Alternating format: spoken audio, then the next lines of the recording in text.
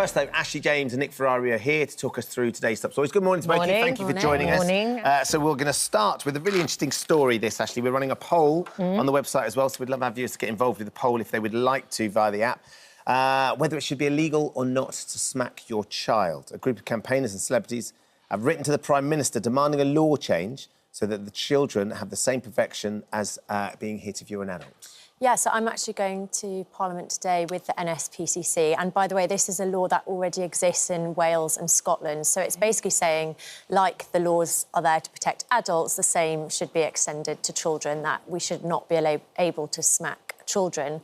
And I think, you know, lots of people who maybe do smack or who were smacked growing up, I would put myself definitely in that bracket. I just want to say that it's not about like criminalising or shaming anyone who did what they thought was right, because, you know, lots of behaviours we thought were the right thing to do, but science and research evolves, and obviously that's why we have progress, such as why we don't smoke when we're pregnant anymore, and other things like caning in schools.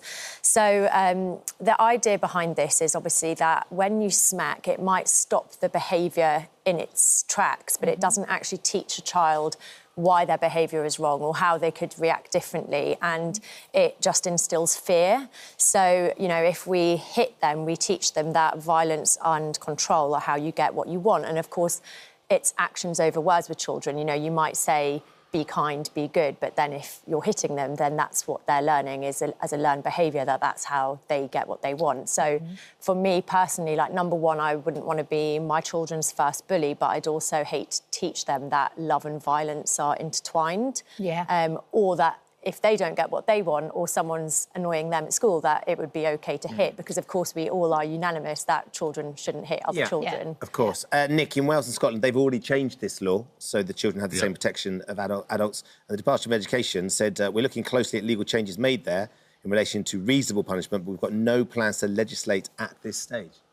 This is the problem. One person's reasonable is another one's unreasonable. I think instead of the word hit, I think we should say smack. And there are already quite correctly legal protections to ensure that if a child is smacked and it leaves a permanent mark, then that is some form of offence, and the parent or whoever is open to prosecution. I'm nervous about this. I'm not automatically vehemently opposed to it, but I am nervous because I don't think it's the government's role to tell people how to control their children. I see increasing numbers of unruly children, and I just cite certain examples where if mild, I stress mild, smacking, not hitting, had possibly been introduced into that child's life at a younger age, would they be slightly more under control? Because whether we like it or not, and many of your viewers will be able to speak to this, there are parts of the country where there are feral children with very, very poor discipline. So to me, the government is put on earth to try and make sure that the hospitals work, to try and make sure that the streets move and whatever else it might be, and to provide police officers.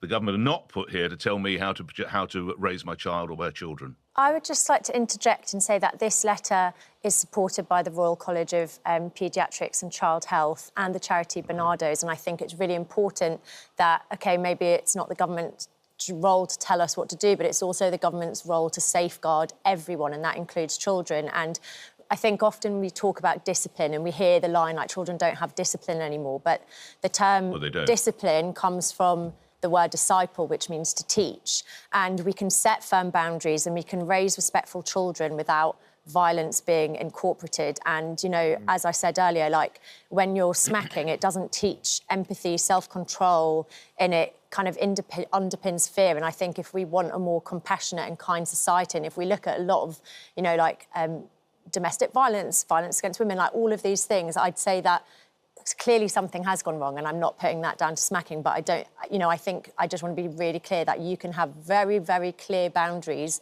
and discipline children, and it doesn't have to mean punishment. And I actually would argue that But what is the law you want, Ashley? What is the law you want? Because quite rightly, if a parent or a grandparent... No, hold on respectfully. If a child is smacked to a certain degree, then quite rightly, we have laws in place. So what would you want this law to actually do? Would you allow a law, effectively, for a police officer to arrest your mother or father because they tap their child's legs? Well, it would be the same that as what would happen as an adult, and I think that children deserve the same respect. And also, respect is a two-way Well, I'm not going to get street. arrested for tapping Ben's arm if I come in later today. OK, well, I don't think this law is talking about tapping. It's talking about smacking. All right, and smacking. I think there's a very clear line. And if you were to smack me, then yes, the police would get involved. And so it's the same that. You know, it already exists in Wales and Scotland. OK, so just to clarify, you want to live in a country where a police officer can knock on the door and threaten a mum or a dad with arrest because they've smacked their child the back of their legs. I mean, I think and not even left a mark. Not left a mark, by the way. They've left a mark. No, ultimately, we shouldn't smack children, and all the research shows that it is ineffective. So yes, I believe that parents aren't smacking their children mostly to be bad. I think they think that it helps with discipline, but the research has changed, and I think it's really important that we listen to this. And personally, I'd rather back the research and the NSPCC. It's interesting. It'll be interesting how it goes today. Our poll that we've been running on the app and the website is, should it be illegal to smack your child? So far, 70% of people say yes, it should. I think it's slightly lower than the YouGov poll, which was at 80%. So it's certainly trending towards what you're suggesting, Ashley. But I think, as I'd imagine that your listeners had a lot to say on this as well, Nick. Just with regards to people's expectation of the government stopping them doing what, raising their children like that.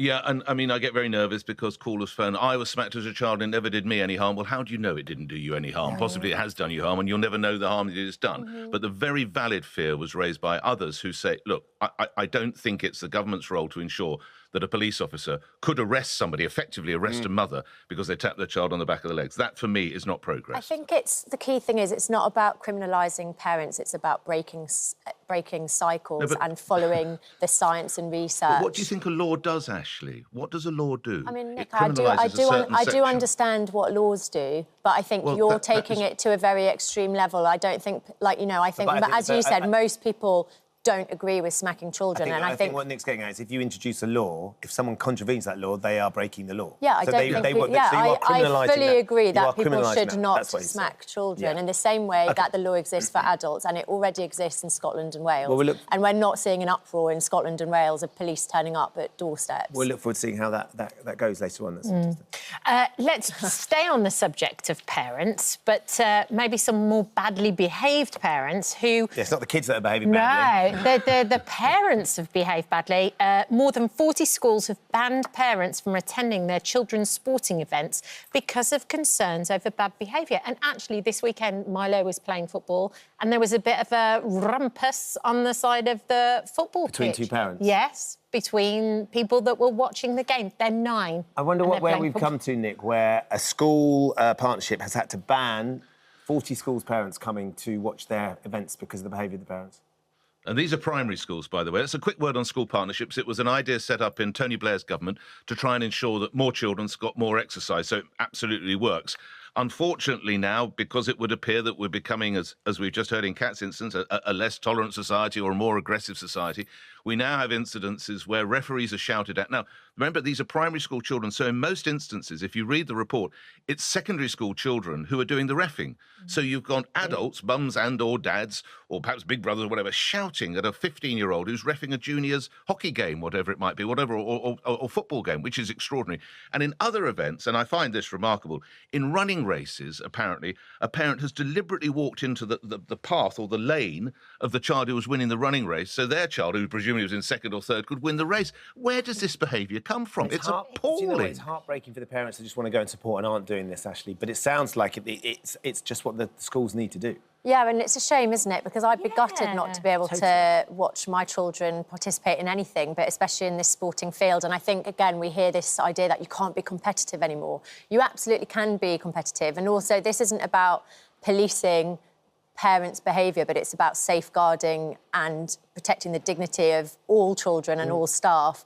But it does just seem, like you said, if you're there with a bunch of 9-year-olds, my kids are really into winning at the moment, to the point that they're 2 and 4, they're trying to throw each other downstairs so the other one can win. So I'm really having to hammer home that, it's not always about winning, you don't have to win all the time.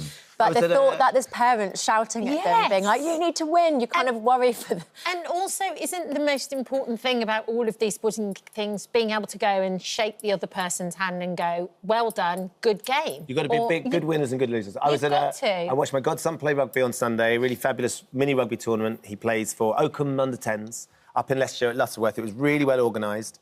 Big tournament, lots of people. At the end of it is the winner will get to play at Welford Road, which is Leicester Tigers stadium, so they all love it. Not only were the scores being marked down, but the behaviour of the players was being marked in terms of their respect to the referee and the opposition. The behaviour of the parents was being marked as well. So the referees and the assessors were assessing everybody. And there were 4 criteria that were being added. So whether the team won or not, you didn't necessarily get to go through if everybody wasn't behaving. It was really interesting, and everyone was talking about it on the side that we were all going to behave and all that. And, you know, it was a brilliantly run tournament. Yeah. And they did really, really well. But it was fascinating. The first time I've seen that the parents actually understand that they are being assessed and your team can win. Yeah. But if you don't behave as well, you won't get that. So is it all very bravo? Yeah, it was. Well done. It was just really positive. It was Lovely. really, really positive. It was a great day. Yeah, I mean, that's what it's all about, Yeah, isn't it? absolutely. And also, do you remember how disappointed you were as a child if you didn't win? And the thought that my parents would add to that, being like, you should have won, or, you know, like the pressure is immense, whereas actually part of the lesson is not winning and learning how to deal with that. Yeah, Nick, you know, Ashley, I'm a little nervous about your 2- and 4-year-olds trying to throw each other down the stairs. They possibly need a good smack. I'm only kidding. Don't be kidding, Ashley. Not on my watch. He chooses We to test, say... Nick, you're very brave when you're not in the studio, but I'll see you soon. Yes, he will be here in a bit Luckily, later. there's laws in place so that adults can't smack. He's on his way, Ashley. We'll see you in a bit, Nick. Thank you, Ashley. Right, competition time Thank for you 1 for visiting week. our This Morning YouTube channel. We upload new content every day, so go ahead and hit that subscribe button so you don't miss out, and we'll see you in the morning.